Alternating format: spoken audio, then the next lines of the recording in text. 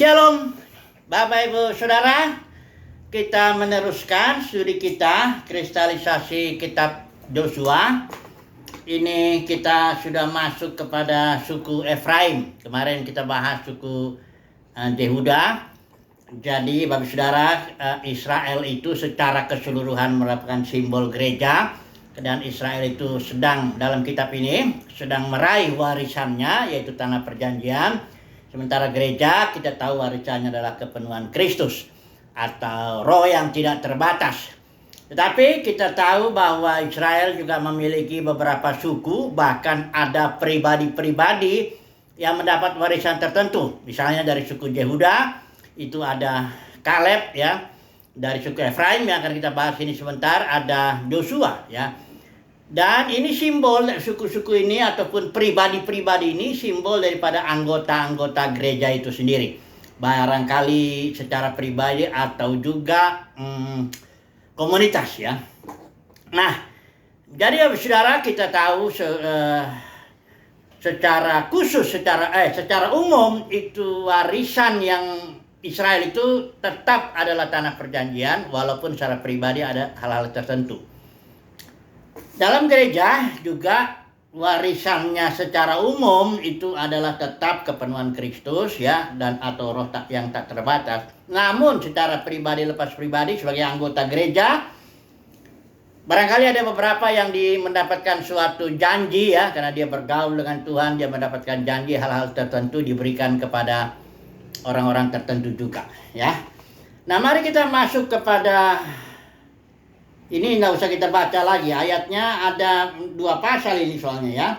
Pasal 16 dan pasal 17. Judulnya di sini kitab Yosua milik pusaka Efraim dan Manasye. Barangkali kita mundur dulu sebentar melihat ini kan Manasye dengan Efraim ini kan anaknya Yusuf ini sebenarnya.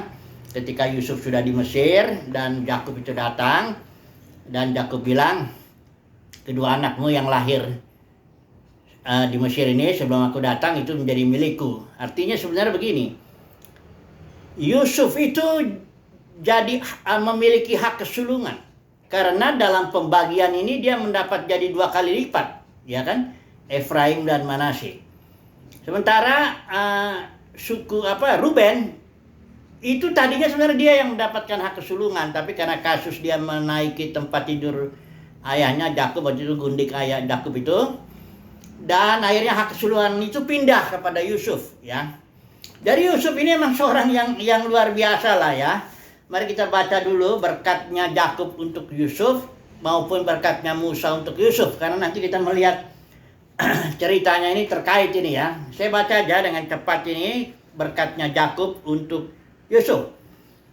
49, Kejadian 49 ayat 22. Yusuf, seorang anak laki-laki yang berbuah-buah, seorang anak laki-laki yang berbuah-buah pada mata air, anak-anak perempuan berbaris dia. Oh, ini saya pakai ILT ya. Di atas tembok ya. Langsung aja ya, saya baca 25-nya. Dan oleh Elohim ayahmu dia akan menolongmu, dan bersama yang maha kuasa maka dia akan memberkatimu. Berkat-berkat surgawi dari atas, berkat-berkat dasar samudra yang terletak di bawah, berkat-berkat buah dada dan rahim, berkat-berkat ayahmu akan melampaui berkat-berkat para leluhurku hingga sampai batas bukit-bukit keabadian. Kemudian dikatakan sini, biarlah hal itu tercurah ke kepala Yusuf. Jadi Yusuf ini seorang yang diberkati dengan banyak sekali berkat ya. Dan Yusuf ini kita tahu ceritanya dalam kitab Kejadian, dia memberi makan, memelihara suatu hidup bangsa yang besar. Ya, dibilang di sini Kejadian pasal 50 ini, walaupun saudaranya berbuat jahat kepada Yusuf, tapi Yusuf dirancang Tuhan, memang rencana Tuhan, dia menjadi seorang yang memberi makan ya, membagi-bagi berkat kepada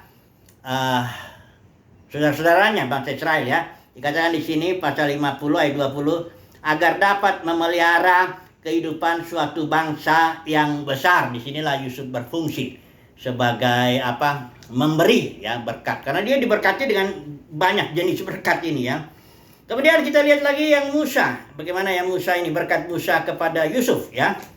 Di sini dalam Ulangan pasal yang ke-33 ayat yang ke-13. Dan tentang Yusuf ia berkata, yang negerinya diberkati Yahweh dengan yang terbaik dari langit, dengan embun, dengan kedalaman yang terpendam di bawah, dan dengan hasil-hasil yang terbaik dari matahari, dan dengan penghasilan yang terbaik dari bulan, dan dengan yang utama dari gunung-gunung purbakala, dengan yang terbaik dari bukit-bukit keabadian, dan dengan yang terbaik dari bumi dan kelimpahannya, dan perkenan dari dia yang berdiam dalam semak duri. Biarlah itu semua turun atas kepala Yusuf. Ini juga berkatnya banyak nih, berjenis-jenis yang Musa berikan kepada Yusuf ya.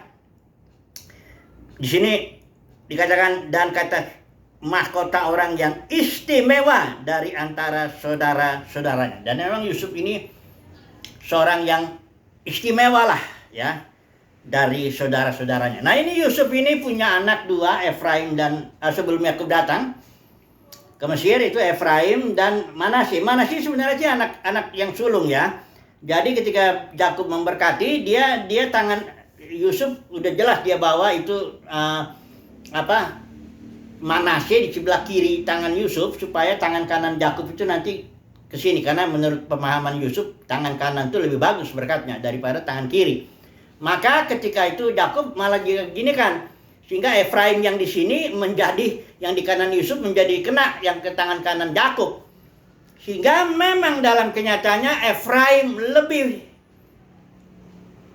lebih dipakai Tuhan lah ya, baik dalam hal pemimpin-pemimpin yang muncul, termasuk Yosua sendiri dari suku Efraim, maupun dalam dalam pelayanannya lah ya, daripada Manasye ya.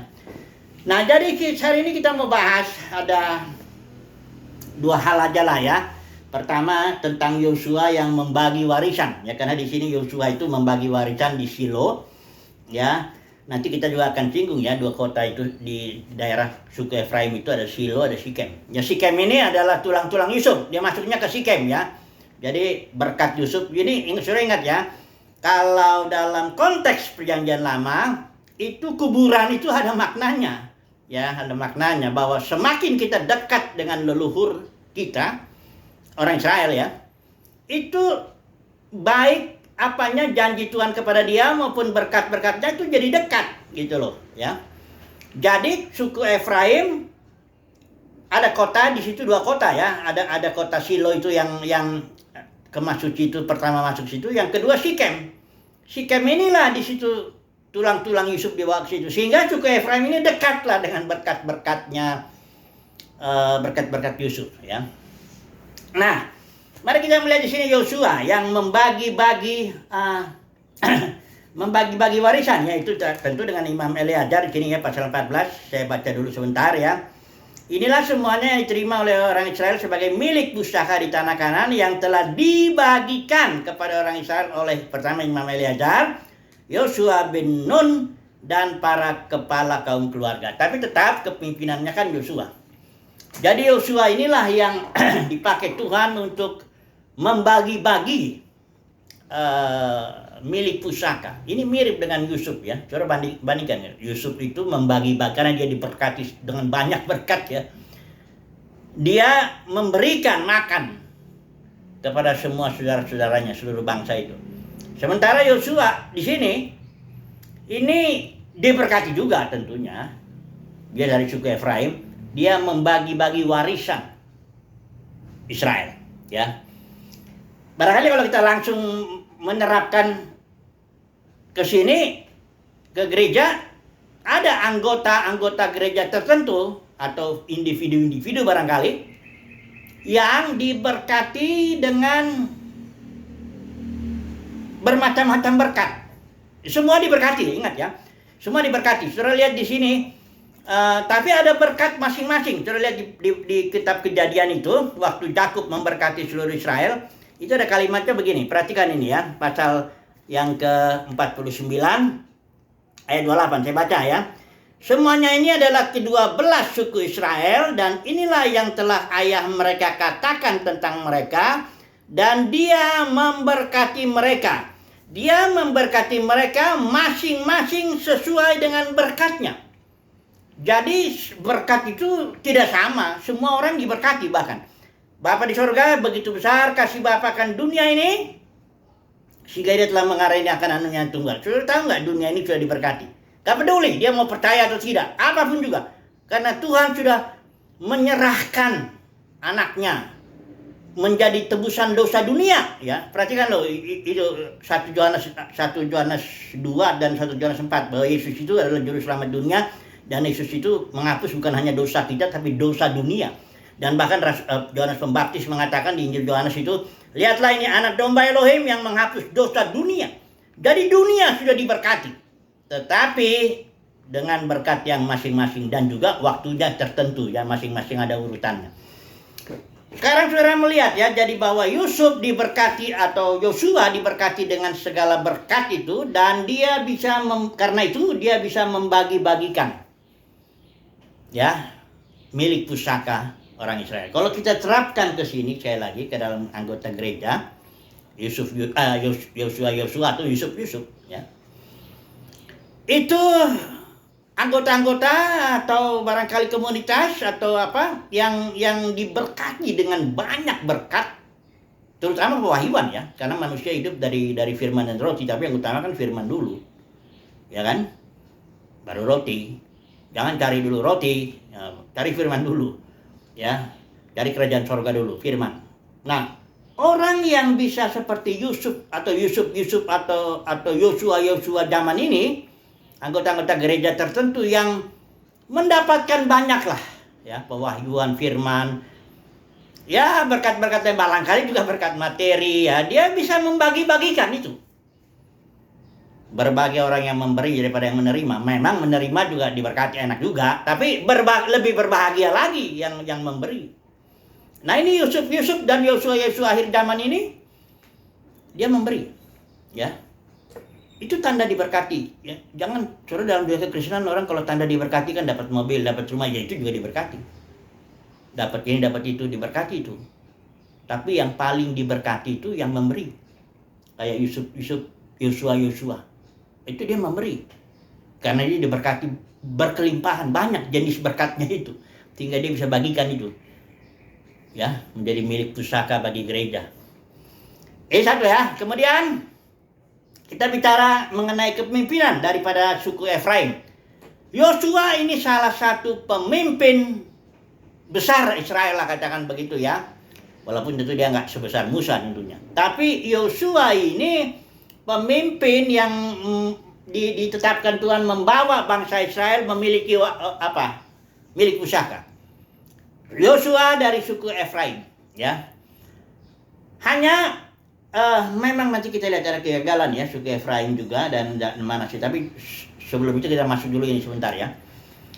Ada kasus ketika kita tahu, ya, sebelumnya bahwa Yehuda, kepemimpinan itu, tongkat kerajaan itu tetap dalam tangan Yehuda.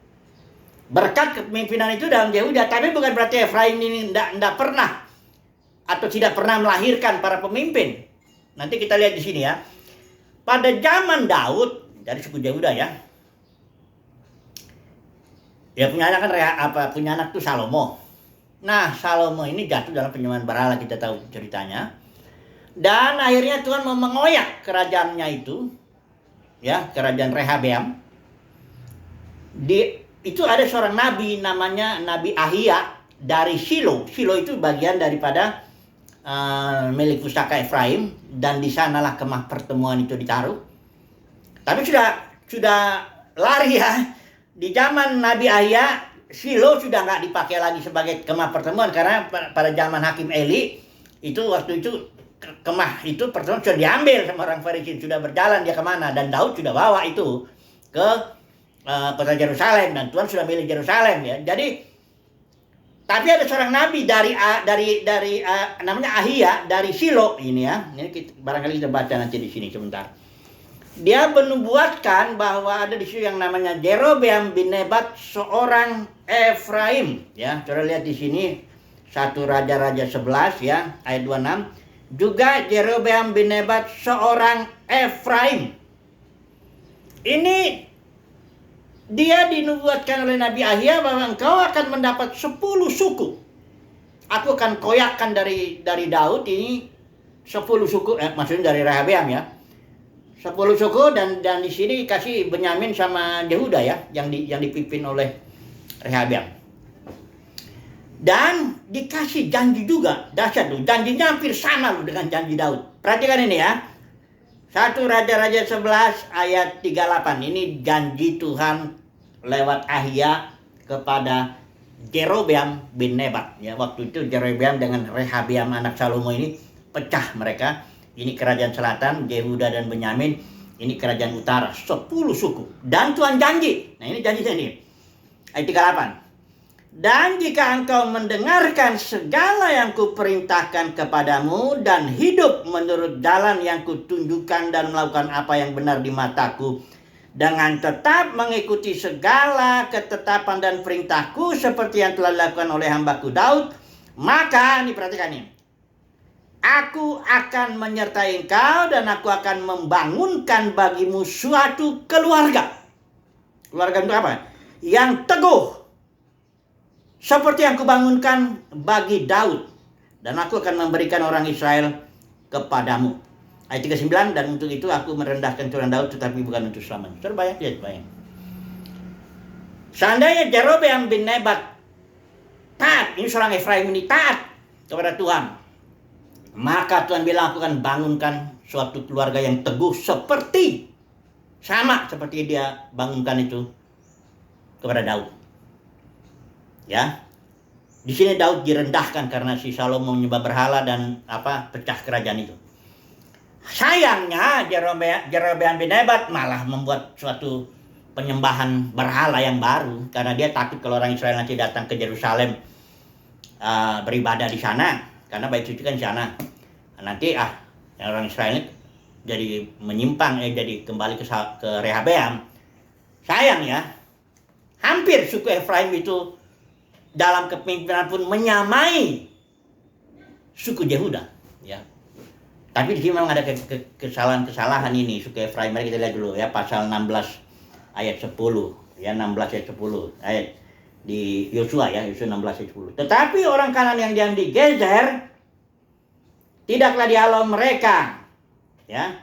Jadi orang Kanan itu masih tetap tinggal di tengah-tengah suku Efraim sampai sekarang, tetapi menjadi budak Rodi. Ini suatu kesalahan. Firman Tuhan jelas melalui Musa bilang kalau yang 7 bangsa itu tidak ada cerita. Tumpas habis. Ya, habis harus di situ. Ya, tidak boleh kalau yang 7 bangsa ini. Ini suku Efraim enggak menghalau. Ini Gezer akhirnya jadi miliknya si Salomo karena Firaun yang menghantam kota Gezer itu, dan dia kasih kota Gezer itu ke Salomo sebagai hadiah ya, karena Salomo ngambil anaknya, salah satu anak Firaun ya. Tapi suku Efraim sendiri tidak menghantam itu, ya, hanya menjadi budak Rodi. Ini kesalahan. Manasye juga bikin kesalahan yang sama. Pasal 17 itu ayat 12, tetapi Bani Manasye tidak dapat menduduki kota-kota sebab orang Kanan berhasil untuk tetap diam di negeri itu. Setelah orang Israel menjadi kuat, orang Kanan itu dibuatnya menjadi orang Rodi. Tetapi tidaklah sama sekali mereka itu dihalaunya. Ini sama-sama nih, Efraim dengan Manasye sama-sama melakukan kesalahan, menjadikan orang Kanan budak Rodi, padahal tumpas itu perintah ya. Jadi coba deh kita ambil kesimpulan lah dulu ya. Dua bagian ini kita sudah bahas mengenai membagi warisan dan kepemimpinan. Aplikasinya bagaimana untuk kita sekarang sebagai barangkali anggota gereja yang kita mendapatkan berkat-berkat Yusuf dan berkat-berkat Efraim lah gitu. Artinya begini, keselamatan itu kasih karunia ya. Semuanya mutlak kasih karunia. Saudara kalau dipanggil itu bukan karena saudara lebih bagus dari orang lain, bukan karena kita lebih bagus. Kalau saudara dan saya dipilih Tuhan, bukan juga karena kita lebih bagus daripada orang-orang lain. Itu semua kasih karunia. Tapi kita yang sudah bicara yang lalu itu kan, kasih karunia kalau orang menerima itu dia akan bertindak. Sama si Paulus. Paulus sudah kasih karunia dan dia bilang, aku bekerja lebih keras daripada mereka semua, tapi bukan aku, kasih karunia. Itu sebabnya dalam Filipi dibilang itu, kerjakanlah keselamatanmu dengan takut dan gentar. Kita belajarlah dari suku Efraim dan Manasye ini ya. Memang mereka mendapat kasih karunia, diberkati dengan segala berkat yang banyak jenisnya itu tadi kan. Tapi mereka tidak mengerjakan keselamatannya itu dengan takut dan gentar, tidak bertindak sebagaimana seharusnya. Padahal harusnya mereka hantam itu orang Kanaan itu, mereka enggak. Ya, ini pelajaran bagi kita. Jadi kita sudah diberkati dengan segala berkat. Dan kalau kita memang suku Yusuf atau suku Efraim, kita pasti memberikan itu kepada berkat-berkat itu kepada anggota tubuh Kristus yang lain. Tapi ingat, kerjakan keselamatanmu dengan takut dan gentar. Haleluya. Amin.